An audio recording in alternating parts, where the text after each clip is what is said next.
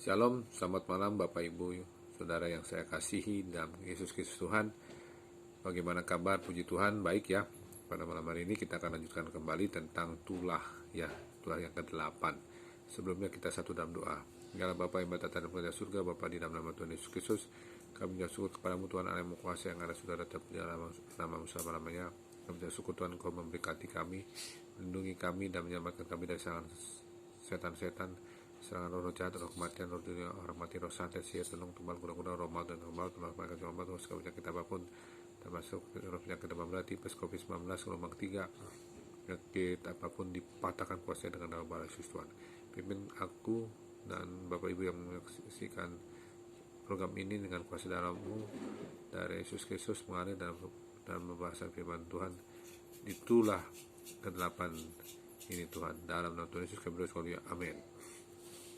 Ya, jadi kita membahas tentang tulah ke-8 ya, yaitu Keluaran 10 ayat 13-15 ya. Jadi tulah ke-8 itu adalah belalang. Lalu Musa mengeluarkan tongkatnya ke atas tanah Mesir, dan Tuhan mendatangkan angin timur melintasi negeri itu sehari-harian dan semalam-malaman. Dan setelah hari pagi angin timur membawa belalang. Datanglah belalang meliputi seluruh tanah Mesir dan hinggap di seluruh daerah Mesir. Sangat banyak. Sebelum itu tidak pernah ada belalang yang demikian banyaknya, dan sesudah itu pun tidak akan terjadi lagi yang demikian. Sampai 15, belalang menutupi seluruh permukaan bumi sehingga negeri itu menjadi gelap olehnya. Belalang memakan habis segala tumbuh-tumbuhan di tanah dan segala buah-buahan pada pohon-pohon yang ditinggalkan oleh hujan es itu, sehingga tidak ada tinggal lagi yang hijau pada pohon atau tumbuhan-tumbuhan di padang di seluruh tanah Mesir. Jadi di sini tulah ke-8 adalah belalang. Ya, Mesir itu menyembah Sebeh, dewa serangga. Ya, Musa mempunyai kuasa atas dewa ini. Ya, jadi dan mendatangkan ejekan terhadapnya dengan memerintahkan belalang-belalang untuk memenuhi tanah itu dan melahap segala sesuatu yang belum hancur oleh hujan es. Jadi di sini kita lihat konteksnya ya, bahwa belalang-belalang itu dihadirkan supaya untuk Firaun mempersilahkan bangsa Israel keluar dari tanah Mesir dan beribadah kepada Tuhan ya. Tapi nyatanya tidak ya. Bahkan di ayat Keluaran 10 ayat 7, para pegawai Firaun sudah memohon kepadanya untuk membiarkan bangsa Israel meninggalkan Mesir ya. Tapi Firaun tidak mau mendengarkan, mengeraskan hatinya ya. Makanya Firaun itu bilang suatu Alkitab menyodorkan tawaran ketiganya kepada Musa untuk membiarkan bangsa Israel pergi dengan syarat anak-anak mereka harus tetap tinggal di Mesir. Ya nggak bisa dong, namanya kita beribadah kepada Tuhan sekeluarga suami istri ya. Jadi di sini maksudnya belalang itu supaya Allah menghakimi persediaan makanan bangsa Mesir dan mereka ditimpa kelaparan. Jadi ini sangat keras untuk bangsa Mesir, karena belalang itu memakan seluruh persediaan makanan ya, bukan hanya bangsa Mesir saja, bangsa yang makan karbohidratnya nasi atau yang lain sereal, gandum, ASI ya, dan mereka ditimpa kelaparan.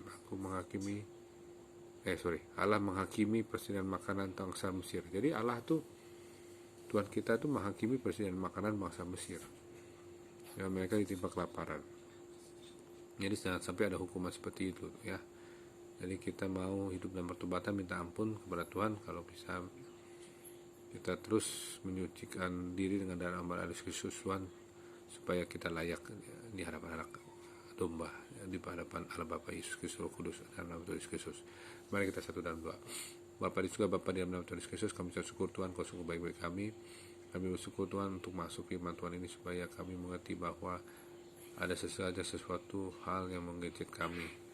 Kami berdoa Tuhan, biarpun yang menggencet kami atau menekan kami, Tuhan, kami melepaskan pengampunan. Kami berdoa Allah Roh Kudus membatalkan segala sesuatu cara-cara yang ingin menggencet kami melalui kasus-kasus yang menyebabkan kami tertekan, dipatahkan kuasa dengan darah Yesus Tuhan. Tolong kami Tuhan, walaupun kami sebagai manusia terbatas, tapi kami punya Allah yang hidup, Allah penolong kami, Allah pembela kami. Terima kasih Tuhan, terima kasih Tuhan Yesus, terima kasih Roh Kudus. Kami berdoa Tuhan, urapi Tuhan kami dalam tidur malam ini, berikan tidurnya nyenyak.